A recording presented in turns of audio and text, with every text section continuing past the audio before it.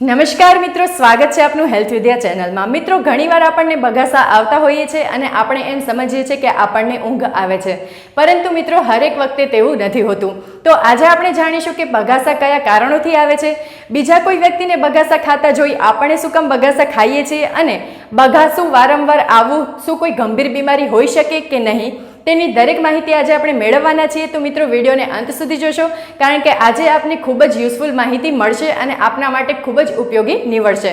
તો મિત્રો વિડીયોને અંત સુધી જોશો અને જો આપણે હજી સુધી હેલ્થ વિદ્યા ચેનલને સબસ્ક્રાઇબ ના કરી હોય તો જરૂરથી કરી લેજો, જેથી કરીને આવા નવા હેલ્થના અપડેટ્સ અમે તમારા સુધી પહોંચાડી શકીએ। તો મિત્રો સૌપ્રથમ આપણે જોઈએ કે આપણને સામાન્ય રીતે બગાસા શું કામ આવે છે। મિત્રો, આપણને દર મિનિટે 6 થી 7 લીટર જેટલી હવા જોઈતી હોય છે, એટલે કે માણસને સામાન્ય રીતે દર મિનિટે 6 થી 7 લીટર જેટલી હવા જોઈએ છે અને જે આપણે શ્વાસ દ્વારા મેળવતા હોઈએ છીએ। પરંતુ જ્યારે કોઈ પણ મનુષ્ય થાકી જાય ત્યારે તેના સ્નાયુઓ ખૂબ જ ઢીલા પડી જાય છે અને તે વ્યક્તિ પૂરતો શ્વાસ નથી લઈ શકતો, એટલે કે ઊંડો શ્વાસ નથી લઈ શકતો। પરિણામે આપણા શરીરની અંદર જેટલું ઓક્સિજન જોઈએ તેટલું મળતું નથી। શરીરની અંદર સૌથી વધુ ઓક્સિજનની જરૂરિયાત મગજને હોય છે, પરંતુ જ્યારે પણ માણસ થાકી જાય ત્યારે તે પૂરતો ઓક્સિજન નથી મેળવી શકતો અને પરિણામે મગજ આપણે બગાસા દ્વારા સંકેત આપે છે અને જ્યારે પણ આપણે બગાસું લઈએ ત્યારે આપણું બગાસું છે એ 5 થી 7 સેકન્ડ જેટલું ચાલતું હોય છે અને તે દરમિયાન આપણે વધુમાં વધુ હવા ખેંચવાનો પ્રયત્ન કરીએ છીએ।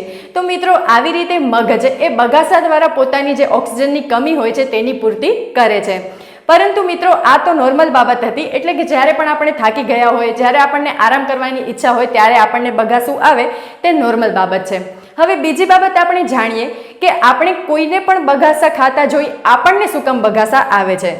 તો મિત્રો આપણા બ્રેઇનની અંદર એક મિરર ન્યુરો નામની કોશિકા હોય છે। આ કોશિકા બીજા વ્યક્તિની ક્રિયાઓને કોપી કરવાનું કાર્ય કરે છે, એટલે સામાન્ય સંજોગોમાં જ્યારે પણ આપણે બીજા કોઈ વ્યક્તિને બગાસા ખાતા જોઈએ છે તો આપણને પણ બગાસું આવે છે। તો મિત્રો આ બે બાબત તો નોર્મલ છે અને એકદમ નોર્મલ બાબત છે, આમાં કોઈ ગંભીર સમસ્યા નથી। પરંતુ હવે આપણે જાણીએ કે વારંવાર બગાસા આવવા એ કોઈ ગંભીર બીમારી છે કે નહીં।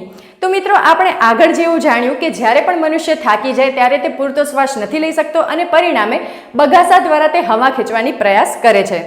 પરંતુ મિત્રો જ્યારે પણ આપણને સતત બગાસા આવતા હોય, એટલે કે આપણે થાક્યા પણ ન હોઈએ, આપણે આરામ કરી લીધો હોય અને છતાં પણ ફ્રેશ હોવા છતાં પણ આપણને બગાસા સતત આવતા હોય તો તે ગંભીર બીમારી હોઈ શકે। સામાન્ય રીતે આપણા શરીરની અંદર જ્યારે પણ કાર્બન ડાયોક્સાઇડ વધી જાય અને ઓક્સિજન એકદમ ઘટી જાય ત્યારે આપણને બગાસા આવતા હોય છે। પરંતુ મિત્રો જો વધારે પ્રમાણમાં ઓક્સિજન ઘટી જાય અને ખૂબ જ વધારે પ્રમાણમાં કાર્બન ડાયોક્સાઇડ આપણા મગજની અંદર કે શરીરની અંદર જમા થઈ જાય તો તે ચિંતાનો વિષય છે। જ્યારે પણ આપણા મગજની અંદર ખૂબ જ વધારે પડતો કાર્બન ડાયોક્સાઇડ ભરાઈ જાય છે ત્યારે મગજના લંગ્સ ઉપર અસર કરે છે, એટલે કે આપણા બ્રેઇનમાં જે લંગ્સ આવેલા હોય છે તેના ઉપર અસર કરે છે। પરિણામે તે ચિંતાનો વિષય બની શકે છે। ઘણીવાર આપણા શરીરની અંદર વિટામિન્સની ખૂબ જ કમી હોવાના કારણે પણ આપણને વારંવાર બગાસા આવતા હોય છે। હવે બગાસા જ્યારે આપણને વધારે આવે છે તો તેનું એક કારણ છે કે ઓક્સિજન શરીરની અંદર ખૂબ જ ઘટી ગયું છે અને પરિણામે આપણું હૃદય છે તે પમ્પિંગ થવા માંડે છે અને ઘણીવાર તેના કારણે આપણને હાર્ટ એટેક જેવી સમસ્યા પણ થઈ શકે છે। જો આપને વારંવાર બગાસા આવતા હોય તો આપણે આપના ડૉક્ટરને જરૂરથી સંપર્ક કરવો જોઈએ અને તેનો ઈલાજ કરાવવો જોઈએ, કારણ કે આ એક રીતે સામાન્ય બાબત છે કે થાકેલા વ્યક્તિને બગાસા આવે છે, આપણને જ્યારે આરામ કરવું હોય ત્યારે બગાસા આવે છે, તે નોર્મલ બાબત છે। પરંતુ જો સતત બગાસા આવતા હોય તો તે ચિંતાનો વિષય છે, જેથી આપણે આપના ડૉક્ટરને જરૂરથી સંપર્ક કરવો જોઈએ। તો મિત્રો આપને જો આ વિડીયો ગમ્યો હોય તો લાઈક જરૂરથી કરજો અને આ માહિતી ખૂબ જ ઉપયોગી છે, ખૂબ જ જાણવા જેવી છે, જેથી આપ આપના ફેમિલી ફ્રેન્ડ્સ સાથે જરૂરથી શેર કરજો। જો કોઈ પણ વ્યક્તિને વારંવાર બગાસા આવતા હોય તો તેમને જરૂરથી સલાહ આપજો કે તે તેમના ડૉક્ટરને સંપર્ક કરે। તો મિત્રો ફરી મળીશું હેલ્થ વિદ્યા ચેનલમાં નવી હેલ્થ ટિપ્સ લઈને। Thank you.